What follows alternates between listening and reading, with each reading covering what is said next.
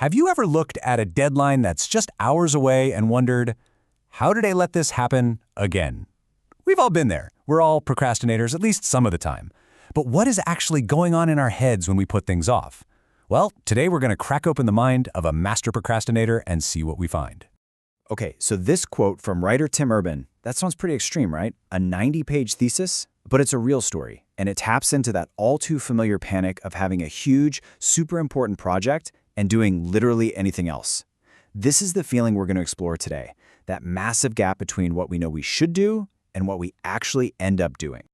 So to really understand why we procrastinate, we've got to look at the battle that's happening inside our own heads. It's kind of like a constant tug of war between two very, very different parts of our brain.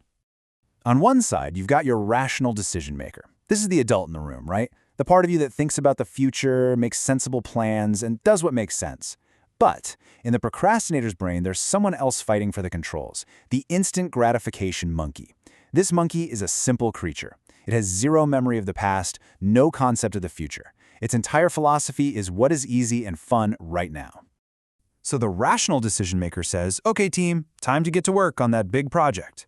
But the monkey just grabs the steering wheel and yells, nope, you know what sounds better? Falling down a Wikipedia rabbit hole about ancient civilizations, then watching 3 hours of cooking videos and maybe, just maybe, checking the fridge again to see if anything new and exciting has magically appeared. The monkey's need for an immediate good time just steamrolls any long-term logic. And here's the crazy part. There's actually science behind the monkey's power. Our brains are hardwired with something called a novelty bias. When we seek out new, distracting stuff, our brain rewards us with a little hit of dopamine, that pleasure chemical. Just think about the infinite scroll on social media. It's basically a slot machine designed to feed the monkey exactly what it craves, which makes its pull incredibly hard to resist. So this all leads to let's call it a dysfunctional system. It's a cycle that every single procrastinator knows by heart. And it all starts in a place the monkey absolutely loves to hang out.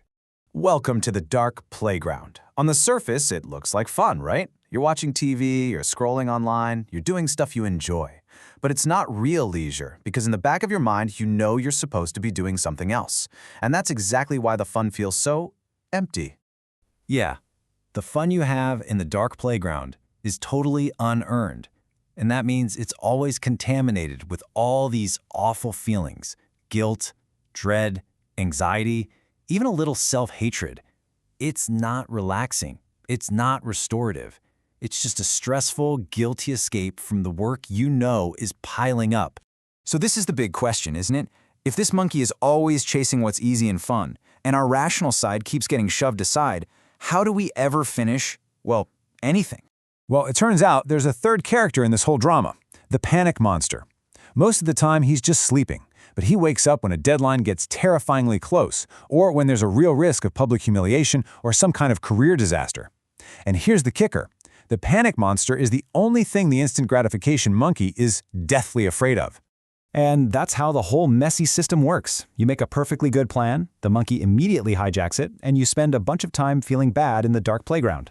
Then, all of a sudden, bam! The deadline is tomorrow. The panic monster wakes up, starts screaming, and that sends the monkey scrambling up the nearest tree. And only then, finally, can the rational decision maker grab the wheel and get to work. It's chaotic, it's incredibly stressful, but for things with a deadline, somehow, it works. But here's the real problem, and it's a big one. This system only works when there's a deadline to wake up the panic monster. So what happens with all the important things in life, the ones that don't have deadlines?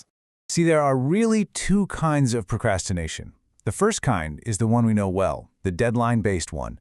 The pain is short-term. But the second kind, the one with no deadline, that's different. Think about starting a business, getting in shape, learning an instrument, or fixing a relationship.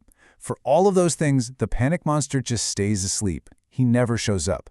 Without a deadline, the monkey's takeover isn't just for a few days or weeks. It can go on for years.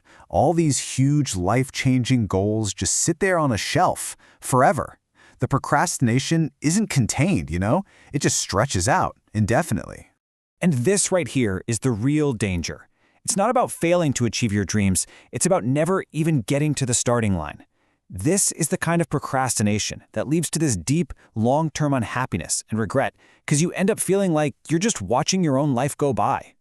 So if the panic monster is the only thing that gets us to act, but he doesn't show up for our biggest goals, what are we supposed to do? Well, we have to find a way to create our own urgency. This is the key we've got to find, right? How do you get that same jolt of perspective and motivation that the panic monster gives you, but do it on your own terms for the things that actually truly matter in the long run? Take a look at this. It's called a life calendar. Each one of those little boxes represents 1 week in a 90-year life. And when you see it all laid out like this, you realize something pretty fast. There are not that many boxes, and a whole bunch of yours are already filled in. A calendar like this just gives you instant perspective. It's a stark reminder that life is finite. Staring at the limited number of weeks you have left, that's how you wake up your own personal panic monster. It makes you realize that the time to start on those big, important, no-deadline goals isn't someday. It's right now. So ultimately, just all comes down to one thing: awareness. Just understanding this crazy system that's running in your head is the first, most important step to finally taking back control from that monkey. I want you to take a second and really think about this. Not the report that's due next week. I'm talking about the big things, the life things. What are those huge, no-deadline projects that you've been putting off? And here's the crucial thing to remember. Every single person has an instant gratification monkey. You are not alone in this fight. The whole trick is to just stay aware of him. Know when he's trying to grab the wheel. Keep your life calendar in mind and remember how precious every single one of those little boxes is. Don't wait. The time to start is now.